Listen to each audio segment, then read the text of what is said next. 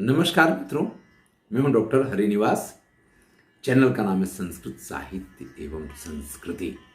मनुस्मृति में आपका स्वागत है। बड़ी ही महत्वपूर्ण बातें चल रही हैं।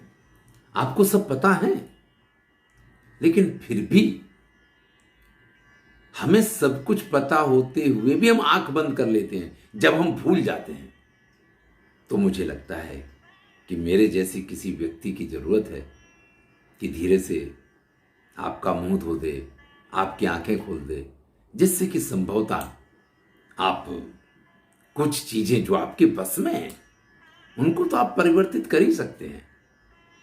ये संस्कार हैं और ये हमारे जीवन को श्रेष्ठ बनाते हैं। न शूद्राय मतिम दद्यात् नोच्छिष्टम न हविष्कृतम न चास्योपदिशेत धर्मम न चास्य व्रतमादिशेत। देखिए, शूद्र को कभी भी बुद्धि नहीं सिखानी चाहिए। पहले ही कह चुका हूं, यहां जन्मना जायते नहीं, जाति नहीं, जन्म से तो जाति होती है। यहां वर्ण व्यवस्था की बात है। जो शूद्र है, जो नहीं पढ़ा लिखा है, जिसको अपनी ही बात समझ में आती है, उसको आप समझा के क्या करेंगे? हमारे यहां अगर वो समझदार ही होता तो शूद्र रहते काहे के लिए? जन्म से तो सभी शूद्र होते हैं और सबके पास ये अधिकार होता है कि वो पढ़ें और आगे आएं। लेकिन अगर कोई पढ़ा ही नहीं है, कोई आगे आया ही नहीं है, अब आप उनको समझाने की कोशिश करें कि भैया आप समझ जाओ, ये चीज ऐसे अच्छी है, तो उनकी समझ में नहीं आएगी, नहीं आएगी और नहीं आएगी। आप अपना समय बर्बाद करेंगे। तो यहां पे ऐसे लोगों को बुद्धि सिखाने की कोशिश नहीं करनी चाहिए। उनको कभी भी उच्छिष्ट नहीं देना चाहिए, जूठा नहीं देना चाहिए। इसका अर्थ ये होता है कि अगर आप उनको कभी, मान लीजिए आप खा रहे हैं और आपने कह दिया कि लो भैया इस डिश में से एक समोसा आप भी ले लो, तो कल को वो खा रहे होंगे, वो भी आपसे कहेंगे एक समोसा आप भी ले लो। अब आप तो पूरी शुद्धता का ख्याल रखते हैं, हाइजीनिक का ख्याल रखते हैं और फिर उस चीज को खाते हैं, वो उनको ऑफर किया आपने, तो आप सोचेंगे कि भाई ये तो, लेकिन वो जिन चीजों का ख्याल नहीं रखते हैं उसके बाद भी वो जब आपको ऑफर करेंगे, तो अगर आप दे रहे हैं तो आपको लेना भी चाहिए, और अगर नहीं ले रहे हैं तो आपको देना भी नहीं चाहिए। इसलिए इसका निषेध है। ना हविष्कृतम, यज्ञ आगादि में भी आप उनको भागीदार बनाते हैं तो या तो उनकी शुद्धता अशुद्धता जो कुछ चलता है उसके साथ जुड़ जाइए। तो यहां शूद्रों के साथ किन किन चीजों का ध्यान रखना चाहिए उसका उल्लेख किया है। मैं फिर से कहूंगा, जिन्होंने स्वयं इस प्रकार से जीना पसंद किया है, इस वर्ण व्यवस्था में जो गए हैं, ये उन्हीं की बात है। ना संगताभ्याम पाणिभ्याम कंडूयेत आत्मना सिरा। कई बार लोगों के सिर में खुजली होती, दोनों हाथ से जुट जाते हैं। भैया दोनों हाथों से कभी भी, मैं तो ये कह रहा हूं कि पूरे हाथ से भी कभी भी सिर को नहीं खुजाना चाहिए। अगर आपकी खुजली हो रही तो एक नाखून वगैरह या किसी चीज का थोड़ा सा उपयोग करके आप सिर को खुजला सकते हैं, लेकिन दोनों हाथों से जुट गए और सिर को खुजला रहे हैं, इसका स्पष्ट निषेध किया गया है। और अगर आप झूठे हैं, आपके हाथ में कुछ है, तो भैया आप उन हाथों से अपने सिर का स्पर्श नहीं कर सकते। किसी के बाल पकड़ के मारामारी करने वाला व्यवहार नहीं करना चाहिए।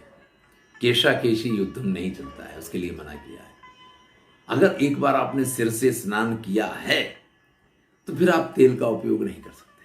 आपको तेल नहीं लगाना चाहिए। नहाने से पहले तेल लगाने का विधान है, मालिश करने का विधान है।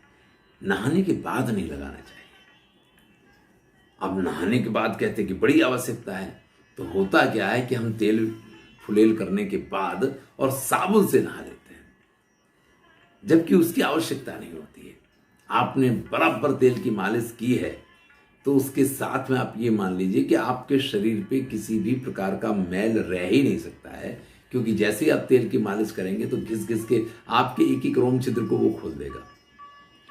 तो इसके बाद तो अगर आप खाली गर्म पानी डालते हैं या ठंडा पानी डालते हैं और टॉवल से अच्छी तरीके से शरीर को पोंछ देते हैं, तो न किसी साबुन की आवश्यकता रह जाती है और ना ही किसी अन्य उसकी आवश्यकता रह जाती है। लेकिन होता क्या है कि हम नहाते हैं तब साबुन लगाते हैं और उससे जब शरीर सूखा सूखा होता है तो फिर हम तेल लगाते हैं। यहाँ शास्त्र इसका निषेध कर रहे हैं कि ऐसा नहीं करना चाहिए। जो राजा श्रेष्ठ ना हो ऐसे राजा के पास से दान वगैरह नहीं लेना चाहिए, उससे जरा दूर ही रहना चाहिए। प्रातःकाल ब्रह्म मुहूर्त में उठना चाहिए, धर्म का चिंतन करना चाहिए। हम तो अगर 8 बजे ऑफिस जाना है लोगों को तो लोग 7:30 बजे उठते हैं। उन्होंने कहा दे दनादन दे दनादन। उठने के बाद तो कहते हैं हमारे पास बिल्कुल टाइम ही नहीं है। भैया एकदम से, जैसे भोजन का निषेध है इसी प्रकार से एकदम से उठ के बैठ जाने का भी निषेध है। आपकी आंख खुल जाती है, कुछ सेकेंड कुछ टाइम तक 2-5 मिनट आपको अपने शरीर को समय देना चाहिए कि वो व्यवस्थित हो जाए। फिर उठ के बैठें, फिर भी पृथ्वी पे जाने से पहले पृथ्वी का स्पर्श करें। हमारे यहाँ तो पादस्पर्शम क्षमस्व में कभी इंस्टाग्राम पे देखिए हमारे वीडियो, तो उस पर आपको मालूम पड़ेगा। इस प्रकार के वीडियो वहाँ डालता रहता हूँ जो सुभाषित हैं हमारे। तो इस प्रकार से आप एक पूरी तरीके से जब जागृत अवस्था में आ जाते हैं, फिर अगर आप अपने बिस्तर को छोड़ते हैं, अपनी शैया का परित्याग करते हैं, तो किसी भी प्रकार की चिंता करने की आवश्यकता नहीं रह जाती है। कई बार क्या व्यक्ति सो के उठता है, सीधा खड़ा हो जाता है।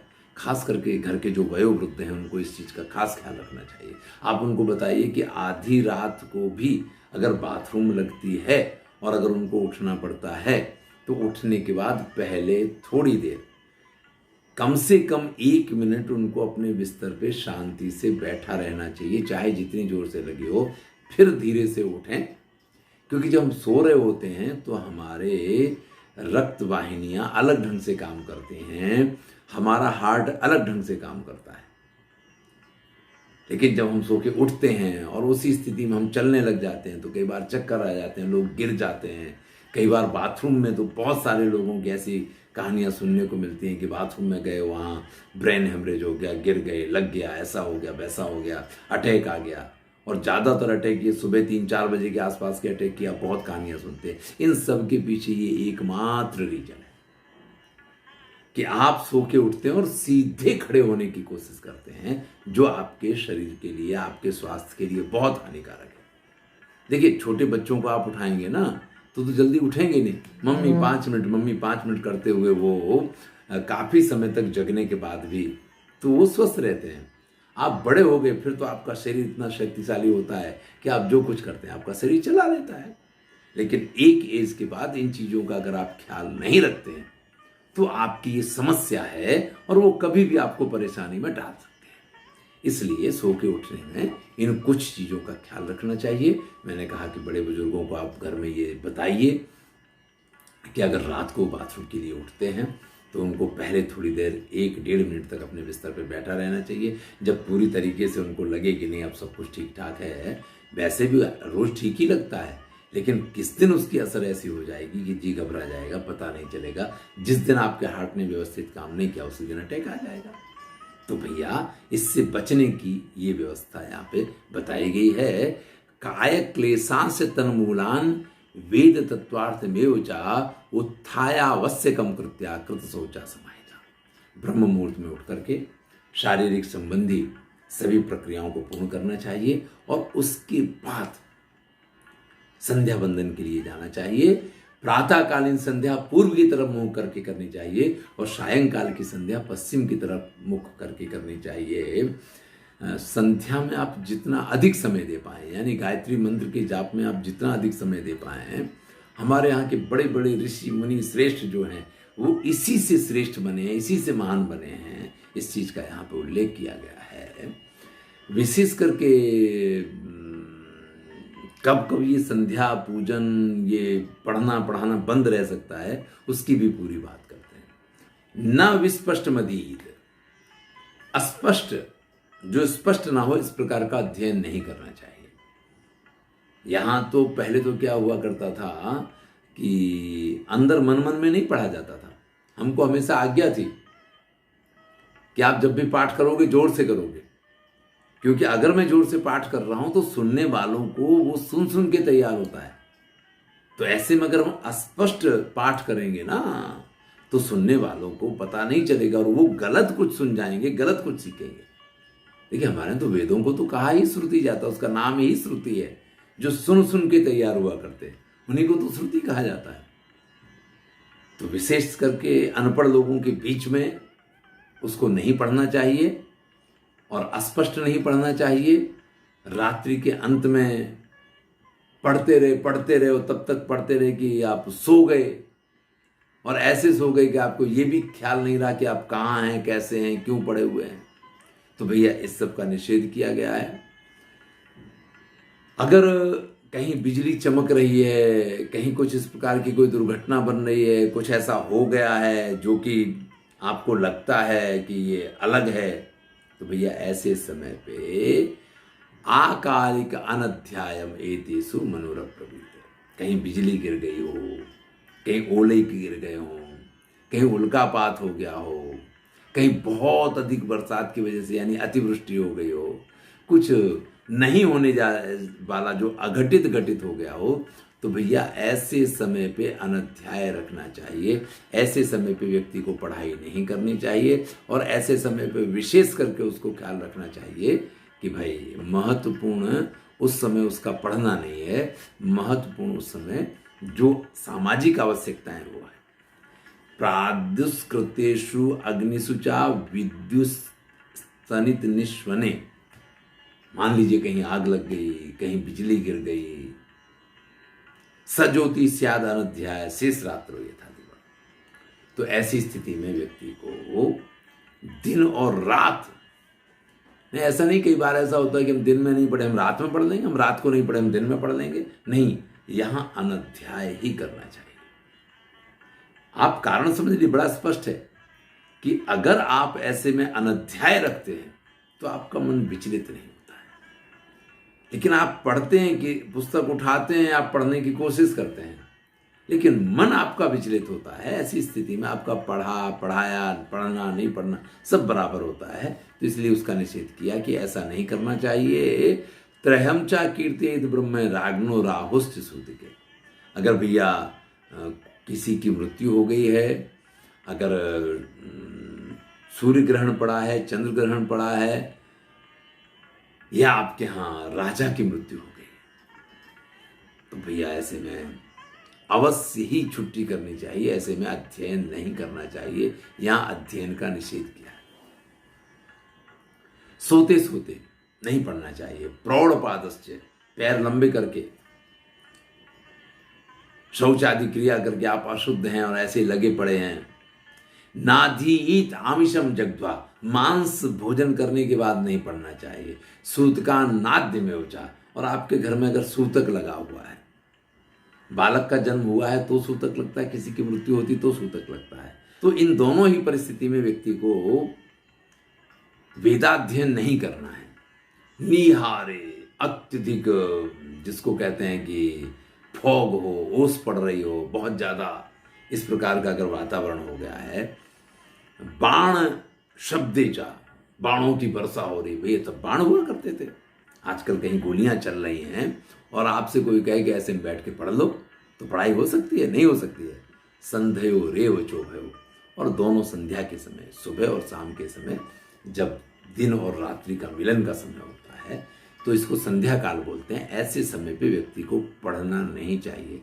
ऐसे समय पे एक ही कार्य होता है और वो कार्य है कि संध्या वंदन करना, देवों का ध्यान करना, उनकी उपासना करना। अमावस्या, चतुर्दशी और पूर्णिमासी और अष्टमी, इन दिनों को भी अध्ययन नहीं करना चाहिए। बड़ा ध्यान दीजिएगा। आजकल तो छुट्टी संडे की होती है, लेकिन हमारे यहाँ जब संस्कृत पढ़ाया जाता था तो अष्टमी और प्रतिपदा की छुट्टी हुआ करती थी। इसके साथ चतुर्दशी और पूर्णिमा को भी अध्ययन का निषेध है। वो अधिकांशतः कभी कोई त्यौहार पूर्णिमा के दिन आता है तो वो भी इसी तरीके से जाया करता था।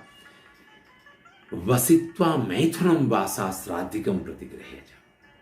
देखिए, अगर आपने संभोग किया है और वही वस्त्र आपने पहन रखे हैं, तो भैया ऐसे वस्त्रों का निषेध है। हमें वेदाध्ययन से पहले ऐसे वस्त्रों का परित्याग करना चाहिए, क्योंकि वहाँ शुद्धता बहुत ही अनिवार्य है।